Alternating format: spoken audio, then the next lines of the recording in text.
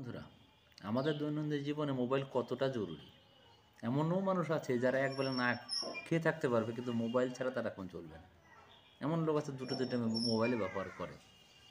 কিন্তু এই মোবাইল এসে কি কি নষ্ট হয়ে গেল বা বিকলাঙ্গ হলো, তার কিছু বর্ণনা দিচ্ছি আপনাদের কাছে।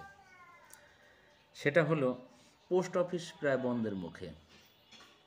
আজ আজকালকার ছেলে মেয়েদের কাছে চিঠি লিখতে বলবে, চিঠি লেখার গদটা তারা জানে না। কারণ চিঠি তো লেখে না, মোবাইলের মধ্যে হাই হ্যালো চলে।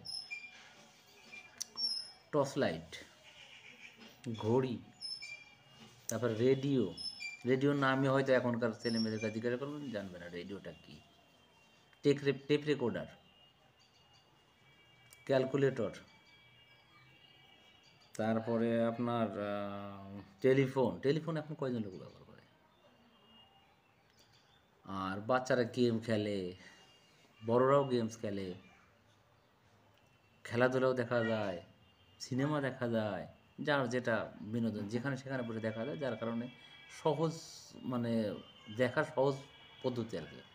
যার কারণে মানে ভালো ভালো জিনিসপত্রগুলো এখন উঠেই গেছে বলা যায়, এই একমাত্র মোবাইলের কারণে।